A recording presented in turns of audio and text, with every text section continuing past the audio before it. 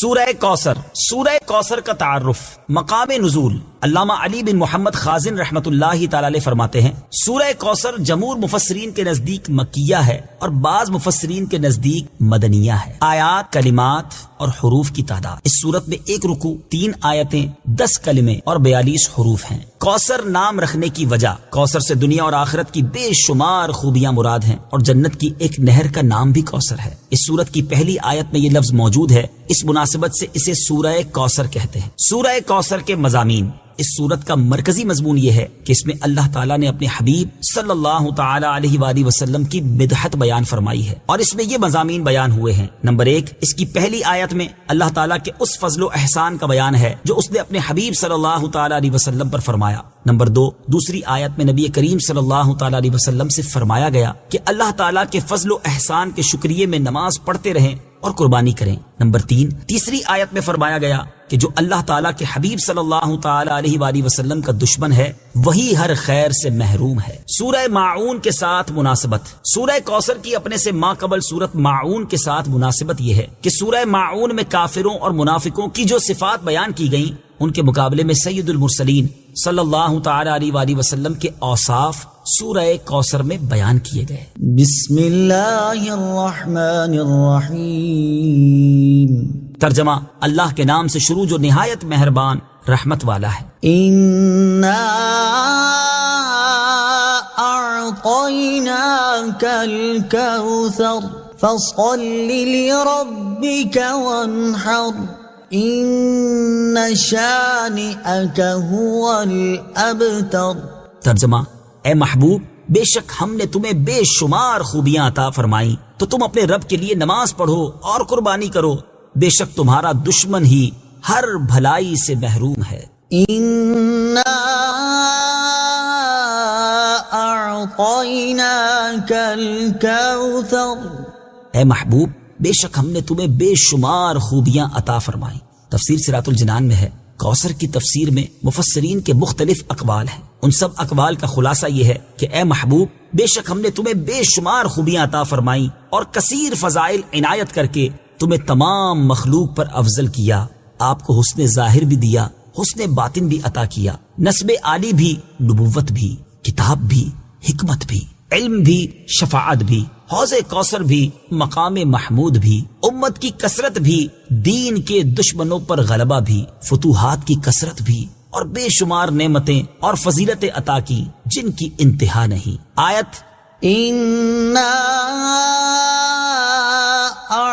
أَعْطَيْنَاكَ الْكَوْثَرَ سے حاصل ہونے والی معلومات. اس سے 5 باتیں معلوم ہوئی. نمبر 1، اللہ تعالیٰ نے اپنے حبیب صلی اللہ تعالی علیہ وآلہ وسلم کو کوثر عطا کر دی ہے، کیونکہ یہاں یہ نہیں فرمایا گیا کہ ہم آپ کو کوثر عطا کریں گے، بلکہ یہ فرمایا کہ بے شک ہم نے آپ کو کوثر عطا کر دی. نمبر 2، اللہ تعالیٰ کی اپنے حبیب صلی اللہ تعالی علیہ وآلہ وسلم پر یہ عطا ان کے نبی اور رسول ہونے کی وجہ سے نہیں، بلکہ آپ علیہ الصلوۃ والسلام کی ذات کی وجہ سے ہے جو شان محبوبیت کی صورت ہے، کیونکہ یہاں یہ فرمایا أَعْطَيْنَاكَ، ہم نے آپ کو عطا فرمائی.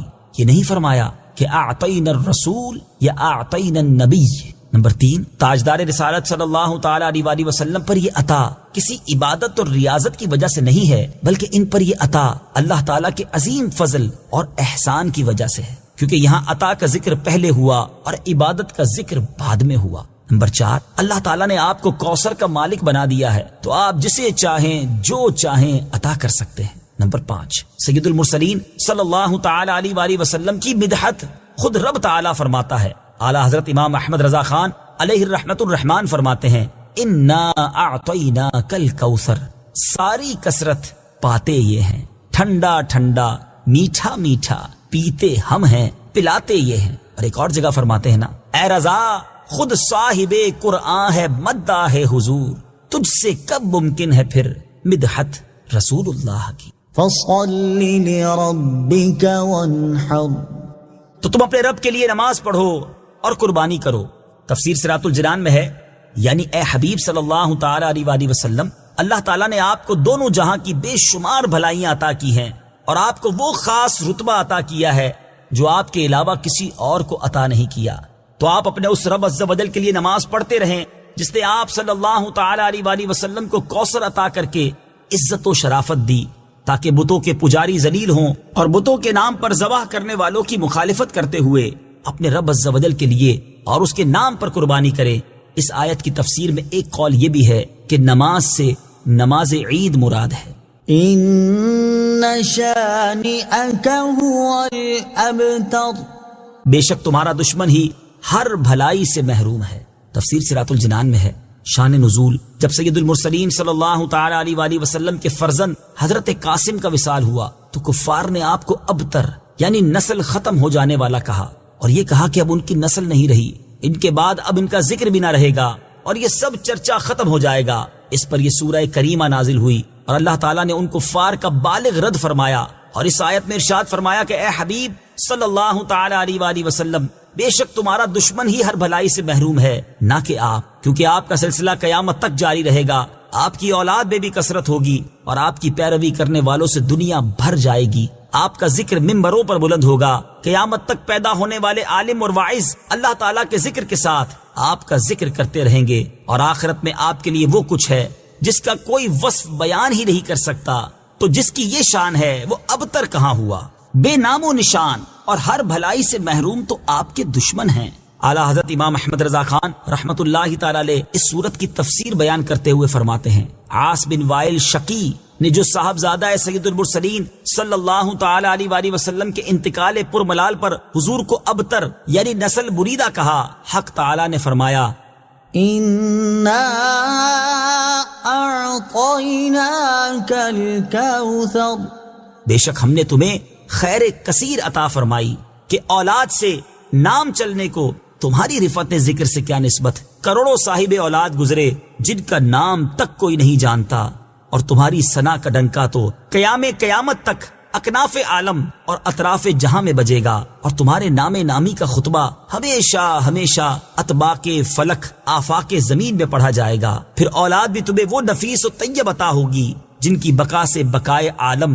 مربوط رہے گی۔ اس کے سوا تمام مسلمان تمہارے بال بچے ہیں، اور تم سب مہربان ان کے لیے کوئی نہیں، بلکہ حقیقت کار کو نظر کیجئے تو تمام عالم تمہاری اولاد مانوی ہے کہ تم نہ ہوتے تو کچھ بھی نہ ہوتا، اور تمہارے ہی نور سے سب کی آفرینش ہوئی۔ اسی لیے جب ابو البشر آدم تمہیں یاد کرتے تو یوں کہتے، یا ابنی صورتن و ابا یا معنن، اے ظاہر میں میرے بیٹے اور حقیقت میں میرے باپ۔ پھر آخرت میں جو تمہیں ملنا ہے اس کا حال تو خدا ہی جانے، جب اس کی یہ عنایت بے غایت تم پر مبذول ہو تو تم ان اشقیاء کی زبان درازی پر کیوں ملول ہو، بلکہ فصل لربك وانحر رب کے شکرانے میں اس کے لیے نماز پڑھو اور قربانی کرو۔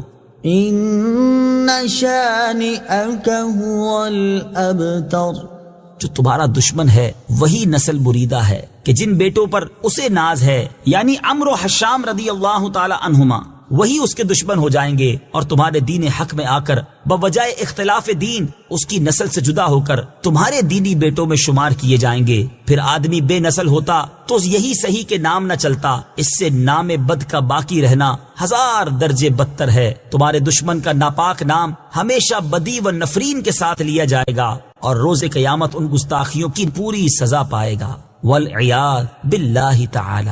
اس سے معلوم ہوا کہ حضور پرنور صلی اللہ تعالی علیہ وآلہ وسلم کا اللہ تعالیٰ کی بارگاہ میں مقام اتنا بلند ہے کہ ان کے گستاخ کو اس کی گستاخی کا جواب خود رب تعالیٰ دیتا۔ اللہ چاہتا ہے کہ یہ بندہ اس رینک تک پہنچ جائے، اللہ اس پر آزمائش بھیجتا ہے تاکہ میرا بندہ صبر کر لے تو اس کو وہ مرتبہ عطا ہو جائے۔ ہائے ہائے، یعنی آزمائش مجھ پر میرے رینک بلند کرنے، میرے درجے بلند کرنے آئی، اور ہائے میری بے صبری کہ میں نے وہ سب ثواب ضائع کر دی۔ نہ کریں میرے پیارے اسلامی بھائی، مشکلیں آتی ہیں۔ اچھا پھر پتہ ہے پرابلم کیا ہے؟ ہمارا ایک اور بڑا ایشو ہے، ہم کسی کو مسکراتا دیکھتے ہیں، کسی کو اچھے کپڑے دیکھ لیتے ہیں، کسی کی بڑی گاڑیاں دیکھ لیتے ہیں، کسی کا بڑا گھر دیکھ لیتے ہیں، ہمیں لگتا ہے یار یہ کتنا مزے میں، یار میں ہی اکیلا پریشان ہوں۔ یہ آپ کی بھول ہے۔ ایک بات یاد رکھیے گا، زندگی کی گاڑی مسائل کے پہیوں پر ہی چلتی ہے۔ امیر کے مسئلے اور ہیں، غریب کے مسئلے اور ہیں۔ شہرت جس کو ملی ہے نا اس کے پرابلمز اور ہیں، جو غیر معروف ہے اس کی پرابلم اور ہے۔ زمانے میں ہر کسی کو کچھ نہ کچھ ایشو ضرور ہے۔ یہ نہ سمجھے کہ یار یہ اتنا مسکرا رہا ہے، کیا پتہ اس مسکراہٹ کے پیچھے کتنے دکھ چھپائے بیٹھا ہے۔ آپ یقین کریں، بلیو کریں، ایسا نہیں ہے کہ سب لوگ 100% خوشحال ہیں، پرابلم سب کے ساتھ ہوتے ہیں۔ میں کیا بتاؤں آپ کو، ہمارے پاس تو لوگ دعائیں کروانے آتے ہیں نا، ایسی ایسی پرابلم بتاتے ہیں کہ پیروں سے زمین نکل جاتی ہے. بعض اوقات ہم اتنے بڑے گھر میں جاتے ہیں, اس کی گاڑیاں کروڑوں روپے کی کھڑی ہیں, ان سے ملاقات ہوئی, وہ کہتے ہیں حضرت آپ سے الگ سے دعا کروانی ہے. جب وہ بیچارہ اپنا مسئلہ بتاتا ہے نا, ہمیں لگتا ہے یار ہمارا تو غم ہی کچھ نہیں ہے, کتنی بڑی آزمائش سے گزر رہا ہے, کتنی بڑی پرابلم سے گزر رہا ہے. میں آج کی آپ کو مثال دیتا ہوں. ایک ہمارے بہت اچھے بھائی تھے, آج سے کچھ عرصہ پہلے انہوں نے ہمیں ایک ماشاءاللہ پراپرٹی دعوت اسلامی کے لیے بچیوں کے مدرسے کے لیے دی, اور اس کے چند دنوں بعد ان کا وصال ہو گیا. ان کو بیچاروں کو کینسر تھا. میں ان کے گھر پہ دعا کرنے گیا. ان کے بیٹے نے مجھ سے جب گلے لگانا تو بیٹا رونے لگا. اچھا میں سمجھا کہ بیچارہ اپنے والد کو یاد کر کے رو رہا ہے, ظاہر ہے 16 دن پہلے انتقال ہوا. اندر گئے, دعا کی, اس کے بعد میرے کان میں کہتا ہے کہ عبدالرحیم بھائی اس وقت میری زوجہ ہاسپٹل میں ہے. میں نے کہا کیا ہو گیا؟ کہ میری وائف کو بلڈ کینسر ہو گیا ہے. والد کا کینسر میں انتقال ہوا ہے. اللہ نے بڑا نوازا ہے ان کو, جیولرز ہیں. لیکن میں یقین کریں, میں آپ کو سچ بتا رہا ہوں, میں گاڑی میں بیٹھ کے میں بھی رونے لگا, کیونکہ وہ بندہ جب مجھے چھوڑنے آیا نا پھر میرے گلے لگ کے رو رہا تھا. میں سوچنے لگا یار کتنا دکھ ہے لوگوں کو, اللہ نے کتنی بڑی ہم پر مہربانیاں کی ہیں. اگر مجھے کوئی بڑی بیماری نہیں ہے, میرے بچے میرے ساتھ ہیں, میری فیملی میرے ساتھ ہے, نہیں چاہیے یار دنیا کے سارے اللہ تللے نہ ملے اتنی ساری لگژریز, صحت سے بڑھ کے کچھ نہیں ہے, مگر ہمیں اس کی قدر ہی نہیں ہے, ہمیں اس کی کوئی اہمیت کا اندازہ ہی نہیں. پوچھو ان سے, کروڑوں روپے ہیں مگر علاج نہیں ہو پا رہا, ڈاکٹر بعض اوقات مایوس کر دیتے ہیں. کتنا تکلیف میں ہیں لوگ, اور ہم ہیں کہ چھوٹی چھوٹی باتوں پر بے صبری. صبر تو کریں, اللہ کی رضا پر راضی تو رہیں. میں نے آپ کو خاندان نبوت کا واقعہ سنایا, ارے کھانے کو کچھ نہیں ہے. کاش یہ بات ہمیں سمجھ آ جائے اور ہم ہر حال میں اللہ کا شکر ادا کرنے والے بن جائیں. اور ایک اور میں آپ کو بات بتاؤں, ہم جو دنیا والوں کو بتاتے ہیں نا ہوتا کچھ نہیں ہے اس سے, مت بتایا کرو دنیا والوں کو. صحیح بتاتا ہوں, مت بتایا کرو, اپنے غم مت بتایا کرو, ثواب بھی چلا جاتا ہے. اور بعض اوقات یہ دنیا والے نا ہمارا مذاق بھی اڑاتے ہیں. ہم جب کسی کو اپنا پرابلم بتاتے ہیں نا ہمارے سامنے تو بڑے اچھے بنتے ہیں کہ اچھا اچھا ٹھیک ہے میں کرتا ہوں کچھ, بعد میں جا کے دنیا میں باتیں کرتے ہیں, آیا تھا میرے پاس ہے, اس کا یہ مسئلہ ہے, ہاں ہاں باتیں بڑی کرتا ہے, بڑی پرابلم میں ہے. کیوں بتاؤں میں دنیا والوں کو؟ نعت کا شعر ہے نا, کسی کا احسان کیوں اٹھائیں, کسی کو حالات کیوں بتائیں, کیوں بتاؤں میں دنیا والوں کو مجھے کیا غم ہے نا. میرے آقا سلامت رہے ہیں, اللہ کے حبیب علیہ الصلوۃ والسلام ہیں, اور رب عز و جل کی بارگاہ ہے, میں ادھر عرض کروں نا, کسی کا احسان کیوں اٹھائیں, کسی کو حالات کیوں بتائیں, آقا تم ہی سے مانگیں گے تم ہی دو گے, تمہارے در سے ہی لو لگی ہے. ہاں اللہ رسول کی بارگاہ میں عرض کیا, ادھر آنسو بہاؤ, نہ بتاؤ دنیا والوں کو. ایک اور کمال کا شعر ہے کہ دنیا والے تو درد دیتے, دنیا والے تو درد دیتے ہیں, زخمی دل کی دوا مدینہ ہے. تو جب دنیا والوں نے کوئی ہمارا بھلا کرنا بھی نہیں, نہ ان کے ہاتھ میں ہے, شفا دینے والی ذات میرے رب کی, برکت دینے والی ذات میرے رب کی, تو اللہ سے ہی باتیں کرو نا. تو آج سے یہ ذہن بنا لے میرے پیارے اسلامی بھائی, مشکل آنی ہے تو صبر کے ساتھ وہ وقت گزارنا ہے, اللہ کی رضا پر راضی رہنا ہے. وہ بڑا کریم ہے, وہ اپنے غیب کے خزانوں سے آپ کو عطا فرمایا. توجہ بیان کی طرف رکھیے گا. اور اب آتے ہیں اس پورے واقعے سے ایک اور خوبصورت بات جو ہمیں سیکھنے کو ملی, اور وہ بات کیا ہے کہ نبی پاک کے خاندان کی سخاوت کیسی تھی. مولا علی شیر خدا کے پاس صرف 6 درم تھے, آپ نے وہ سب کے سب دے دیے. مگر آج حال یہ ہے کہ لوگ اپنی زکوٰۃ ادا نہیں کرتے. آج زکوٰۃ لوگوں کو بھاری پڑنے لگ گئی ہے. جب کیلکولیٹ کرتے ہیں کہ جناب کروڑوں روپے زکوٰۃ, تو اس کے بعد ان کو بھاری لگتی ہے. نہ کریں ایسا, یہ زکوٰۃ مال کا میل ہے, اور اگر یہ مال کا میل آپ کے مال سے جدا نہ ہوا تو یہ آپ کے مال کو بھی میلا کر دے گا. ایک بات یاد رکھیے گا, سرکار دو عالم صلی اللہ تعالی علیہ وسلم کا یہ فرمان ہے, اپنی زکوٰۃ ادا کر کے اپنے مال کو مضبوط قلعوں میں قید کر لو. اگر میں اور آپ چاہتے ہیں نا کہ میری آپ کی پراپرٹی سیکیور رہے, ہمارے مال و اسباب سیکیور رہے, تو حدیث پاک میں تو فارمولہ موجود ہے کہ اپنے مال کو زکوٰۃ دے کر مضبوط قلعوں میں قید کر لو. لیکن یہاں زکوٰۃ دینے کے لیے تیار نہیں لوگ, لمسم نکال دیتے ہیں, کیلکولیٹ نہیں کرتے. یاد رکھیے یہ مال ہی عذاب بن جائے گا اگر آپ زکوٰۃ پوری ادا نہیں کرتے. اگر ہمارے پاکستان میں سارے سرمایہ دار کچھ نہ کریں, اپنی زکوٰۃ پوری ادا کر دیں, سارے زمیندار اپنی زکوٰۃ پوری ادا کر دیں, آپ اپنی آنکھوں سے دیکھیں گے کہ غربت کتنی جلدی ختم ہوتی چلی جا رہی ہے. میں نے ایک بار کیلکولیشن کی, ذرا سنیے گا. پاکستان زرعی ملک ہے, ٹھیک ہے, اور اس کی زراعت کی جو کیلکولیشن ہے وہ انٹرنیٹ پر موجود ہے. You can search your self. آپ چیک کر لیں کہ 2023 میں پاکستان کی ٹاپ 20 کراپس کون سی ہوئی ہیں. آپ انٹرنیٹ پر خود ڈھونڈ لیں, آپ کے سامنے اس کراپ کی کیلکولیشن بھی آ جائے گی کہ اتنے ملین ٹن, اتنے جناب کروڑ کے جی جو ہے وہ گندم ہوا, تو کاٹن ہوا, تو فروٹس ہوئے, تو شوگر ہوئی. پاکستان کو اللہ نے بڑا نوازا ہے. شریعت کا حکم کیا ہے, جس اللہ رسول کی ہم بات کر رہے ہیں, جس اسلام کو ہم نے قبول کیا ہے, شریعت کا حکم یہ ہے کہ اگر آپ کی فصل اگتی ہے تو اس فصل میں اگر بارش کا پانی ہے اور آپ اپنا پانی پرچیز نہیں کر رہے اور صرف بارش سے آپ کی فصل اگ رہی ہے, تو جتنی فصل اگی 10%, उशर क्या कहते हैं 10वें हिस्से को, वो आपने निकाल देना है अल्लाह की राह में। वो गरीबों का हक है, वो ज़कात है ज़मीन की।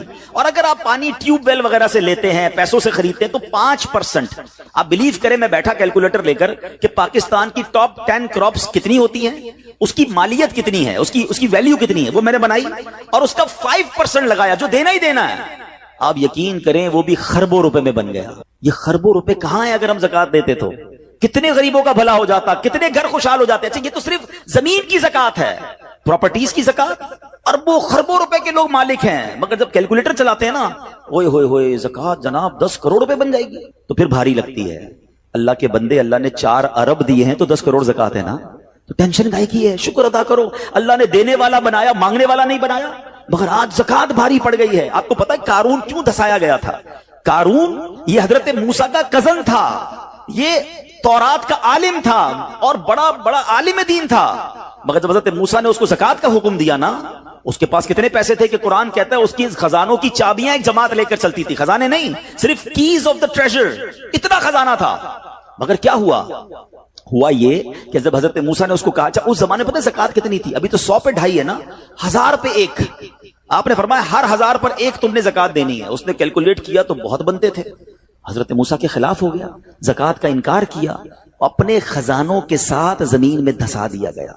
प्लीज खुदा के वास्ते इस आवाज को सब मिलकर आगे बढ़ाएं। मैं तो ये समझता हूं जिस तरह हम नमाज की बात करते हैं कि नमाज पढ़ो, ज़कात दें, बेशक किसी को भी दें, जो हकदार है उसको दें, मगर ज़कात पूरी दें। पाकिस्तान खुशहाल हो जाएगा, गरीबों का भला हो जाएगा। लेकिन ज़कात जिसकी हजारों लाखों में है शायद वो निकाल देता है, मगर जब ज़कात करोड़ों में हो रही है तो लोगों के दिलों पर बोझ बनती जा रही है। इसको बोझ ना बनने देना। मैं एक दुआ करता हूं आज, अगर आपको लगे तो आप भी आमीन कह देना। अपने लिए तो मैं कई बार ये दुआ करता हूं कि या अल्लाह मुझे वो माल ना देना जिसकी ज़कात मुझ पर भारी हो जाए। अहो आमीन। या अल्लाह वो माल देना कि मैं खुश दिली से तेरी राह में ज़कात दूं। अच्छा, ये भी बड़ा इशू है, पैसे निकलते हैं तो भारी बड़े पड़ते हैं।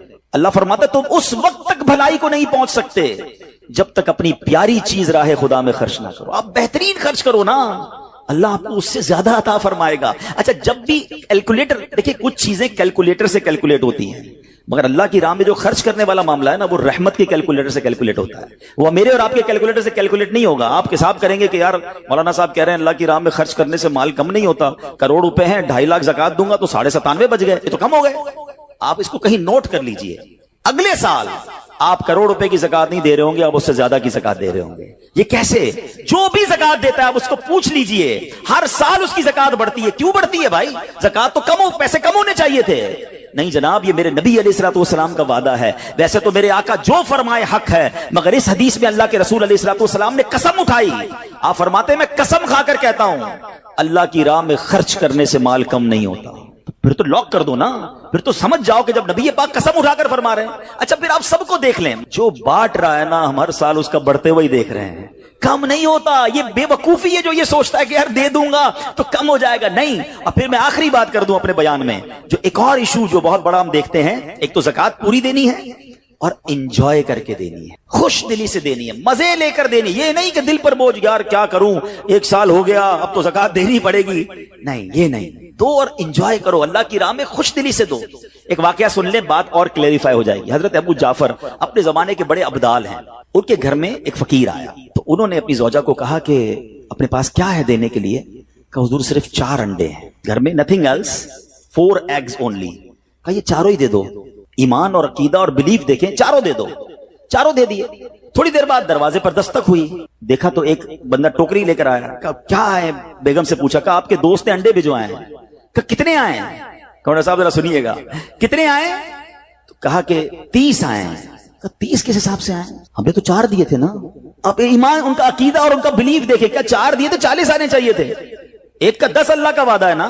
तो कहा हुजूर आए तो 40 हैं मगर 10 अंडे टूटे हुए हैं। तो आपने अपनी ज़ौजा से पूछा कि सच बताओ जो तुमने 4 दिए थे उसकी कंडीशन क्या थी? कहा हुजूर बात ये, जब मैंने 4 दिए थे ना उसमें भी 3 साबित थे, एक टूटा हुआ ही था। ये फॉर्मूला आज याद कर लो, पूरे दोगे पूरे मिलेंगे, टूटे दोगे टूटे मिलेंगे। अब आप चेक कीजिए कि जब अल्लाह की राह में खर्च करने की बारी आती है, मैं अपना माल दिल से निकलते हुए दुख हो रहा है या खुशी हो रही है, बेहतरीन दे रहा हूं या बचाने की कोशिश कर रहा हूं। हमेशा याद रखें, हम अल्लाह की राह में खर्च करते हैं, हमारे पैसे नहीं पहुंचते वहां पर, वहां नीयत पहुंचती है। اب مجھے بتاؤ نا یار، ہم اپنے لیے خرچ کرتے ہیں بہترین کھانا، بہترین لباس، اور غریب کو دینا ہے تو بچا ہوا لیفٹ اوور. اب اچھا اب میں کہتا ہوں 100 بندوں کو نہیں کھلا سکتے، نہ کھلائیں، 2 کو کھلائیں، اچھا کھلائیں، کوئی بات نہیں. آپ کسی کے دل میں خوشی تو داخل کریں. اپنے گھر والوں کے لیے لباس خرید لیں، 2 غریب بچوں کے لیے ویسا ہی لباس خرید لیں، پھر دیکھیں آپ کو کیسی برکتیں ملتی ہیں. تو ہمیں اس بار یہ ایک انداز اختیار کرنا ہے کہ ہم نے اللہ کی راہ میں بہترین خرچ کرنا ہے. اس کو ہمیں غلطی کیا کرتے ہیں؟ فطرے کی. جو فطرے کی جو بات ہے اس میں آپ کو ایک بات بتاتا ہوں. فطرہ حدیث پاک میں 4 قسم کا بیان ہوا ہے: گندم کا، جو کا، کشمش کا اور کھجور کا. ٹھیک ہے، لیکن ہم بچپن سے سن رہے ہیں، جب بھی فطرے کی باری آتی ہے ہم پہلے 50 روپے تھا وہ دے دیا، 100 دے دیا، 200 دے دیا، 300 دے دیا. ہمیں یہ پوری حدیث یا تو ہم نے پڑھی نہیں تھی یا ہمارے ذہن میں نہیں تھی، مگر حدیث پاک میں 4 قسم کا فطرہ بیان ہوا ہے. غریب آدمی گندم کا فطرہ دے دے کوئی بات نہیں، مگر جو روزانہ بہترین افطاری کر رہا ہے، بہترین کھانے کھا رہا ہے، سچ بتاؤ اس کو کون سا فطرہ دینا چاہیے؟ میری افطاری روز اجوا کھجور سے ہے اور عید والے دن میں گندم کا فطرہ دے آتا ہوں. ہمیشہ یاد رکھے، اچھا خرچ کرے نا. اس بار فطرہ جس کو اللہ نے جیسا نوازا ہے، غریب آدمی کے لیے بات نہیں کر رہا، جس کو نوازا ہے رب نے. کیا ہم کبھی ایسا کرتے ہیں کہ عید کی شاپنگ کے لیے جائیں دکاندار سے کہیں کہ یار جو کپڑا سب سے سستا ہے وہ نکال دو، سب سے سستے جوتے نکال دو، میں نے عید پڑھنی ہے؟ بہترین چاہیے، اپنے لیے بہترین لینا ہے، اللہ کی راہ میں لوئسٹ والا فطرہ دینا ہے. خود غور کریں، خرچ کیجئے گا، دل سے کریں، اللہ اور نوازے گا. اور یہ تو وقت ہے لوگوں کو بانٹنے کا، یہ وقت ہے مسلمان بھائیوں کا ہاتھ پکڑنے کا، غریبوں کی مدد کرنے کا. کسی کی افطاری اچھی کر دیں، کسی کی سحری اچھی کر دیں، کسی کو لباس دے کر اس کی عید اچھی کر دیں. نہ جانے کس کی دعا کے صدقے آپ کا بیڑا پار ہو جائے گا. تو اے میرے پیارے اسلامی بھائیوں، جو میں نے مولا علی شیر خدا کرم اللہ تعالی وجہ الکریم اور ان کے خاندان کا واقعہ سنایا، اس میں میسج ہی یہ تھا کہ سخاوت اس کو کہتے ہیں. یہ ہے اللہ کی راہ میں خرچ کرنا جو کیسے بلاؤں کو اور بیماریوں کو دور کرتا ہے. مگر آج حال یہ ہے، یقین جانے دکھ ہوتا ہے جب ہم ملتے ہیں لوگوں سے، ان کی ویلتھ پتا ہوتی ہے مگر زکوٰۃ پوری دینے کے لیے کوئی تیار نہیں ہے. خدا رسول کے واسطے آپ بھی اور یہ پیغام کو عام کریں. میں نہیں کہتا آپ دعوت اسلامی کو دیں، کہ زکوٰۃ تو پوری دو یار. یہ وہ مال ہے جو آپ مارے جاؤ گے، یہ مال آپ کے لیے عذاب کا باعث بن جائے گا. اور واللہ میں 2-4 دن پہلے ایک بزنس مین کے پاس گیا. بعض اوقات ہمیں بزنس مین بھی سکھا رہے ہوتے ہیں. کیا کمال کی اس نے مجھے بات کہی. وہ کہتا ہے عبدالحبیب بھائی میرا یہ پیغام ذرا بزنس کمیونٹی تک پہنچائیے گا کہ جو زکوٰۃ نہیں دیتے نا اور جو خرچ نہیں کرتے، ان کو پتہ ہی نہیں ہے وہ کتنا بڑا لاس کر رہے ہیں. جب سے میں نے بانٹنا شروع کیا ہے میرے مال میں ایسے برکت آئی ہے، میں خود حیران ہوں. میرے سامنے ڈیل ہوتی تھی وہ مجھے نظر نہیں آتی تھی، میں ادھر اللہ کی راہ میں صدقہ کرتا ہوں، ایسا لگتا ہے آنکھوں سے پردہ اٹھتا ہے، میرا کام ہو جاتا ہے. تو ان کو بتائیے آپ اپنا خود نقصان کر رہے ہیں اللہ کی راہ میں خرچ نہ کر کے. تو یہ ڈیوٹی ہے. بچپن سے سنا تھا اسلام کے 5 پلر ہیں: توحید، روزہ، نماز، حج اور زکوٰۃ. ہم زکوٰۃ کو تو ایسے اگنور کر بیٹھے ہیں کہ جناب دے دی اپنی مرضی سے. کوئی 5 لاکھ دیتا ہے، کوئی 10 لاکھ دیتا ہے. زکوٰۃ کس کو جا رہی ہے یہ بھی نہیں سوچ رہے کہ میری زکوٰۃ کا یہ مستحق ہے کہ نہیں، میں جس آرگنائزیشن کو دے رہا ہوں اس کے پاس کوئی زکوٰۃ ادا کرنے کا صحیح فارمولا ہے کہ نہیں، یا میں جس بندے کو دے رہا ہوں وہ زکوٰۃ کا مستحق ہے کہ نہیں. بس سر سے ایک بوجھ اتارنا ہے،